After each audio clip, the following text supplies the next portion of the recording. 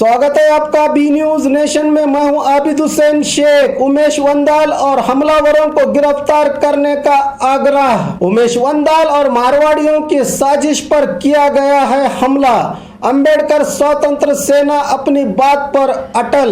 इस घटना में उमेश वंदाल के शामिल न होने की सफाई पर अंबेडकर सेना के पदाधिकारियों का बयान। 2 दिन पहले अंबेडकर स्वतंत्र सेना के खालिद हुसैन, मतीन कुमार देवधर, विठल वडर पर किए गए जानलेवा हमला उमेश वंदाल के रिवॉल्वर के दम पर मारवाड़ियों की साजिश से ही हुआ है।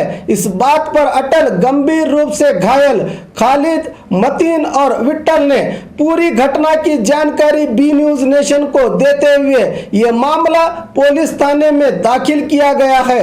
जब तक इस हमले में शामिल उमेश वंदाल, साजिश रचने वाले मारवाड़ियों और न ही अन्य आरोपियों को गिरफ्तार किया गया है। इस घटना को लेकर उमेश वंदाल ने अपनी सफाई दी थी, सुनिए।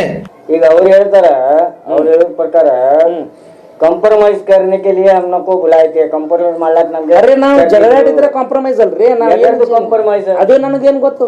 ಕಾಂಪ್ರಮೈಸ್ ನೀವು ಅವ್ರಿಗೆ ಕೇಳ್ರಿ, ಎದು ಕಾಂಪ್ರಮೈಸ್ ಮಾಡ್ಯಾರ ಹೇಳಿದ್ರು ಅವರು। ಏನ್ ನನಗೆ ಅದು ಏನು ಕಾಂಪ್ರಮೈಸ್ ಅಂದ್ರೆ ನನ್ನ ಜೋಡಿ ಮಾತಾಡಿ, ನನ್ನ ಜೋಡಿ ಏನ್ರಿ ಮಾತಾಡಿದ್ರೆ ಗೊತ್ತಾಗ್ಬೇಕಲ್ರಿ।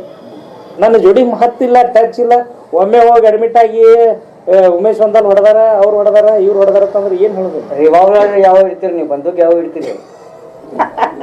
ದೇಶಿ ವಿದೇಶಿ ಯಾವ ಇಡ್ತೀರಿ? ಸರ್ ಲೈಸೆನ್ಸ್ ಇದ್ರೆ ಇಡ್ಬೇಕಲ್ರಿ। ಉಮೇಶ್ ವಂದಾಲ್ ಅವ್ರು ರಿವಾಲ್ವರ್ ತರಿಸಿದಾರೆ ನೋಡ್ರಿ, ಪ್ರಜಾಪ್ರಭುತ್ವದ ಅರ್ಜಿ ಕೊಡ್ರಿ, ನನ್ನ ಮ್ಯಾಗ ಪರಿಶೀಲನೆ ಮಾಡ್ರಿ, ಚೆಕ್ ಮಾಡ್ರಿ, ನಮ್ಮಲ್ಲಿ ಹೊಡ್ತಿದ್ರೆ ಮಾಡ್ರಿ। ನೀವು ಇದ್ದಿದ್ದಿಲ್ಲ ಎಲ್ಲಿ ಜಗಳ ಏನು ಗೊತ್ತೇ ಇಲ್ಲ, ನನಗೆ ವಿಷಯನೇ ಗೊತ್ತಿಲ್ಲ। ಒಮ್ಮೆ ನಾನು ಎಲ್ಲ ಕಡೆ CCTV ಕ್ಯಾಮ್ರಾ ಇದ್ದಲ್ಲೇ ಹೋಗಿದ್ದೆ ಕೆಲವೊಂದು ವಿಷಯದಾಗ। ನಿನ್ನೆ ಏನಾಗಿತ್ತು, ನಮ್ಮ ಹರನ್ ಶಿಕಾರಿ ಕಾಲನಿ ಒಳಗೆ ಜಗಳ ಆಗಿತ್ತು, ಅಲ್ಲಿ ನಾ ಜೈಲಿಗೆ ಹೋಗಿದ್ದೆ, ಅಲ್ಲಿ ಸುತ್ತ CCTV ಕ್ಯಾಮ್ರಾ ಅದ। ಇವ್ರೇನ ಅಲ್ಲಿ ಅಡ್ಮಿಟ್ ಆಲಾತಿದ್ರಲ್ಲ, ಆ ಟೈಮಿಂಗ್ ನಾ ಜೈಲ್ನಾಗಿದ್ದೆ। घायल मतीन कुमार देवधर ने अगर उमेश वंदाल सहित आरोपियों को गिरफ्तार नहीं किया गया तो अस्पताल में ही जहर खाकर मरने की चेतावनी दी है। परसों की जो घटना हुई, हम आपस में मिल के एक बातचीत करके ख़त्म करेंगे बोलने के बाद में उसी वक्त उमेश वंदाल को बहुत से कॉल आ रहे थे। वो बात कर रहा था कि सेठ जी, मैं उनको बुलाया हूँ, यहाँ पे इस स्थल पे बुलाया हूँ, उनके साथ बात कर रहा हूँ, आगे से ऐसी कोई घटना नहीं होगी। मैं उनको बराबर से उनको वार्निंग करके उनको मैं यहाँ से भेज रहा हूँ बोलने के बाद में सडनली मेरे दोस्त मतीन कुमार ने, ए तू किसको वार्निंग करता है बोल के इतना बोला। ए ಹೊಲ್ಯಾ ಸುಳಿ ಮಗನೆ, ನಿಂದು ಭಾಳ ಆಗಿದೆ ಮಾರ್ಕೆಟ್ದಲ್ಲಿ, ನೀನು ಮತ್ತು ಮುಸ್ಲಿಮರು ಕೂಡಿ ಭಾಳ ನಾಟಕ ನಡೆಸಿದ್ರಿ, ನಿಮ್ದು ಐತಿ, ಸುಮ್ಮಿಗೆ ಎಷ್ಟು ಹೇಳ್ತಾ ಇದ್ದೀನಿ ಅಷ್ಟೇ ಕೇಳೋದು ಅಂತ ಹೇಳ್ದ हूँ कन्नड़ा। 4 लोग जो अपरिचित थे, शायद मुझे ऐसा लगता है कि वो बीजापुर वाले नहीं थे, उनको प्री प्लान करके उमेश वंदाल ने बुलवा के मतीन कुमार देवधर के ऊपर पहला वार करवाया, फेस पे वार करवाया। वो वहीं पे थे, हथियार थे, इतना बड़ा खंजर था जैसे तलवार के माफिक, फेस पे ऐसा वार करवाया। तो वार करवाने के बाद मतीन ने अपने बचाव में आके हाथ ऐसे कर दिया। हाथ ऐसे करने के बाद में यहाँ से उनको फट गया। वो MLC की रिपोर्ट भी आप देख सकते हैं। उसी बीच हमारे दोस्त विठल वडर ने, वो भी उनके बचाव में जाने के बाद उनको भी पीछे से वार किया। वार करने के बाद में जैसे ही मैं खड़ा हो गया, उमेश वंदाल सीधा रिवॉल्वर निकाल के मुझे रोका और कहा, अगर इससे ज़्यादा कुछ भी करेंगे तो तुमको रिवॉल्वर से यहीं पर ठोक दूंगा सालों, बहुत ज़्यादा तुम्हारा मार्केट के अंदर बहुत ज़्यादा तुम्हारा चल रहा है बोल के इतना बोला। बोलने के बाद में सडनली उनका खून बहुत बह रहा था और उतने में मुझे पीछे स्टिक से एक शख्स ने मुझे मारा, तो मैं बेहोश हो गया वहाँ पे। इतनी घटना घटी। फिर बाद में कोई हमारे दोस्त ऑटो से या मेरे कार से ला के हमें यहाँ पे एडमिट किया। ये एक घटना हो गई। उनका कॉल डिटेल चेक करे, वो इन्वेस्टिगेशन में पता चलता है वो बीजापुर में था या नहीं था। उमेश वंदाल का कहना है कि आप दुकान वालों से पैसे भी मांगे थे। अगर पैसे मांगे हैं तो हम दुकान क्यों सीज करवाते थे? हम पैसे लेके चुप बैठ जाते थे, पैसे लेके हम खामोश हो जाते थे बहुत सारे। और एक मैं आपको रिटर्न में सबूत देता हूँ, ये केस होने से पहले 6 दिन पहले हमने डीसी साहब को मनवी दी है, इलीगल प्लास्टिक बेचा जा रहा है, आप इसके बारे में क्या कर रहे हैं, कोई भी इसके ऊपर ध्यान नहीं दे रहा। वो रिसीव्ड कॉपी भी हमारे पास है। एफआईआर किस बात पर हुआ था? एफआईआर यही अभी जो इनका जो पैसा आना होता है ना, बंद होता है।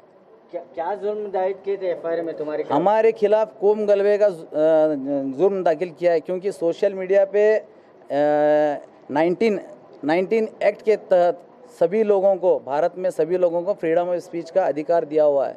मतलब सब लोग अपनी अपनी मन की बात कह सकते हैं, ये अधिकार दिया। मैंने मेरी मन की बात कही है, ना कि ऐसा बोला कोई मुसलमान भाई को हिंदू के दुकान पे जाके कपड़े मत लो। ये लोग ऐसा फंडिंग कर रहे हैं, गलत संगठनों को फंडिंग कर रहे हैं, तो ऐसे दुकानों को मैंने बात की है। उसके बावजूद भी कई मुसलमान उसके दुकानों पे जाके खरीदी। मैंने मेरी मन की बात कही है।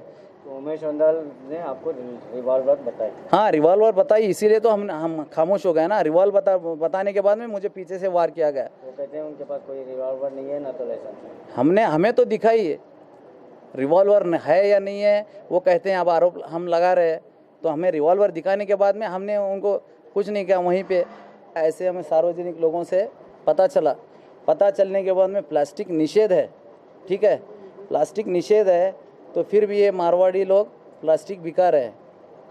तो हमने प्रशासन हर्षा शेट्टी से कंप्लेंट की, उन्होंने अनदेखा करा। 1 दिन देखे, 2 दिन देखे, तीसरे दिन हमने करज की बोल के वहाँ पे एक अधिकारी हैं, उनको बुला के सामने खड़ा करके 4 शॉप को बंद करवाया और 2 गोडाउन को बंद करवाया, ठीक है। तो इन दुकानों से उमेश वंदाल को सीधे मंथली जाती है, और ये कहता है वीडियो में, आपके फ्रेश वीडियो में, पुलिस प्रशासन मेरे साथ बहुत अच्छा रिलेशन है। इसीलिए तो अच्छा रिलेशन है तो इसीलिए हमारे जैसे सच्चे होराटगारों पे ऐसे केस दाखिल करके हमारी ज़बान दबाई जा रही है। और एक बात कहते हैं, और एक बात मैंने सुना, बहुसंख्यक हिंदू हैं, अल्पसंख्यक तुम हो, और बहुत सारे लोग ये बिल्डिंग वर्क करते हैं, और तुम्हारा गिलावा, सेंटरिंग और बांधकाम जैसे तुम करते हो। सोच लो कि हिंदू ठान लिया, अगर किसी को मुस्लिम को काम नहीं दिया, तुम्हारी हालत क्या हो जाएगी। चलो मान लो कि तुम हमको काम नहीं दिए, क्या उमेश वंदाल आके बांधकाम करेगा? क्या उमेश वंदाल आके गिलावा करेगा? क्या उमेश वंदाल आके सेंटरिंग करेगा? और इस जैसे हजारों मेरे हिंदू भाई, मैक्सिमम मैं बोल रहा हूँ, कोई भी बिल्डिंग का काम नहीं करेगा, मैक्सिमम, जैसे इसने कहा है। अगर उमेश वंदाल खुद का अपना घर बनवाना चाहा भी, मुसलमानों को काम न देने के बहाने से इसने बोला, तो इसको 10 साल लगेंगे इसका घर बनवाने के लिए। तो उमेश वंदाल ने आपको रिवॉल्वर बताई? हाँ, रिवॉल्वर बताई, इसीलिए तो हम खामोश हो गए ना। रिवॉल्वर बताने के बाद में मुझे पीछे से वार किया गया। वो कहते हैं उनके पास कोई रिवॉल्वर नहीं है, ना तो लाइसेंस है। हमें तो दिखाई है रिवॉल्वर है या नहीं है, वो कहते हैं अब आरोप हम लगा रहे हैं, तो हमें रिवॉल्वर दिखाने के बाद में हमने उनको कुछ नहीं किया। वहीं पे अगर रिवॉल्वर नहीं दिखाए होते तो हम भी काउंटर कर सकते थे। ಹತ್ಯಾರ ಮಚ್ಚಿತ್ರಿ, ಲಾಂಗ್ ಇತ್ತು. ನಾವು ಉಳಿಬೇಕಲ್ಲ, ನಮ್ಮದು ಜೀವ ಅಲ್ರಿ. ನಾವು ಉಳಿಯೋ ಸಲ ನಾವು ಏನಾರು ಮಾಡ್ಲತ್ತಿದ್ವಿ. ಅವ ಉಮೇಶ್ ವಂದಾಲ್ ಏನು ಮಾಡ್ದ, ತನ್ನ ರಿವಾಲ್ವರ್ ತೆಗೆದು ಕಿಶಿಂದ ಹಿಂಗೆ ತೋರಿಸ್ಬಿಟ್ಟ. ಯಾರು? ಉಮೇಶ್ ವಂದಾಲ್ ರಿವಾಲ್ವರ್ ತೋರಿಸ್ದ. ಅದು ರಿವಾಲ್ವರ್ ಇಲ್ಲಿಗಲ್ ಇತ್ತೋ ಲೈಸೆನ್ಸ್ ಇತ್ತೋ ನಮಗಂತೂ ಗೊತ್ತಿಲ್ಲ. ನಮ್ಗೆ ಅಂಜಿಕೆ ಬಂದು ಕಿಶಿಂದ ನಾವು ಸೀದಾ ಬಂದು ದವಾಖಾನೆ ಅಡ್ಮಿಟ್ ಆಗಿಬಿಟ್ಟು ರಗತಂತೂ ಹೊಂಟಿತ್ತು. ಬಟ್ ನಾವು ಒಂದು ರಿಕ್ವೆಸ್ಟ್ ಮಾಡ್ಕೋತೀನಿ ರೀ, ಇವನು 24 ತಾಸ್ನಾಗ ಅರೆಸ್ಟ್ ಆಗಬೇಕು. ಒಂದು ಇಲ್ಲಾಂದ್ರೆ ಇದೇ ದವಾಖಾನೆಗೆ ನಾನು ವಿಷ ತೊಗೊಂಡು ಸಾಯವ, ಅಷ್ಟೇ. ಯಾರು ಅರೆಸ್ಟ್ ಆಗಬೇಕು? ಉಮೇಶ್ ವಂದಾಲು ಫಸ್ಟ್ ಆರೋಪಿ, ಸೆಕೆಂಡ್ ಡ್ರೆಸನ್ ರಾಜೇಂದ್ರ ಶೆಡ್ಜಿ, ಮತ್ತು ಮುಲ್ಚಂದ್ ಜೈನ್, ಮತ್ತೊಬ್ಬ ವಿಕ್ರಮ್ ಸಕ್ಲೇಚ, ಮತ್ತೊಬ್ಬ ಅವನ ಸೋದರದ ಇನ್ನೊಬ್ಬ ಒಂದು ತಮ್ಮ, ಮತ್ತು 4 ಮಂದಿ ಆರೋಪಿ ಹಲ್ಲೆಗಳು ಮಾಡಿದವರು. ಹಲ್ಲೆ ಮಾಡೋರು ಎಲ್ಲರೂ ಇದ್ರು? ಅವರು ಮೋಸ್ಟ್ಲಿ ಅವರು ಇವ್ರು ಇರ್ತಾರಲ್ಲ ಸರ್, ಕಟ್ಲರ್ಗಳು, ಅಂಥವನು ತೊಗೊಂಡು ಬಂದಿದ್ದ. ಇವ ಹಿಂದೂ ಅಂತ ಹೇಳ್ತಾನೆ. ನಾವು ಹಿಂದೂನೇ ಹೌದಿಲ್ರಿ. ಅವಾಗ ಇವನಿಗೆ ಗೊತ್ತಾಗ್ಲಿಲ್ವಾ? ಇವಾಗ ನಮ್ಮ ಅಟ್ರಾಸಿಟಿಯನ್ನು ನಮಗೆ ವಸೂಲಿ ಹಚ್ತಾನೆ, ಕೇಸ್ ತಕ್ಕೋರಿ ಅಂತೇಳಿ. ಮತ್ತು ಇವ ಮಾಡ್ಲಿಕ್ಕೆ ಕೇಸಾಗಿ ತಕ್ಕೋತಾನೆ ಸರ್ ನಮ್ಗೆ, ಹೌದಲ್ಲ? ನೀವು ಪ್ರಶ್ನೆ ಮಾಡಬೇಕೆ ಸರ್ ಅವನಿಗೆ. ಈಗ ಇವನು ಅವ್ನ ಮನೆಯಲ್ಲಿ ಕೂತು ಓಪನ್ ಸ್ಟೇಟ್ಮೆಂಟ್ ಕೊಡ್ತಾನಂದ್ರೆ ಎಲ್ಲರಿಗೆ ಕಾನೂನು ಒಂದೇ ಸರ್, ಹೌದಿಲ್ರಿ? ನಮಗೂ ಹರಾಸ್ಮೆಂಟ್ ಆಗ್ಯದ, ಅವನಿಗೂ ಹರೆಸ್ಮೆಂಟ್ ಆಗಬೇಕು, ಅವ ಕೂಡಲೇ ಅರೆಸ್ಟ್ ಆಗಬೇಕು. ಇದು ನಮ್ಮ SP ಸಾಹೇಬ್ರಂತ ವಿನಂತಿ ಮತ್ತು IGP ಸಾಹೇಬ್ರಂತ ವಿನಂತಿ. ನಾವು ಶಾಂತಿ ರೀತಿ ಇರ್ತೀವಿ, ನೀವು ಅರೆಸ್ಟ್ ಮಾಡೋತನ ಶಾಂತಿ ರೀತಿ ಇರ್ತೀವಿ. ಅರೆಸ್ಟ್ ಮಾಡ್ಲಿಕ್ಕೆ ಮುಂದೆ ನಾವು ಉಗ್ರವಾಗಿ ಹೋರಾಟ ಮಾಡಕ್ಕೆ ನಾವು ರೆಡಿ ಇದ್ದೀವಿ. और खबरों के लिए देखते रहिए बी न्यूज़ नेशन।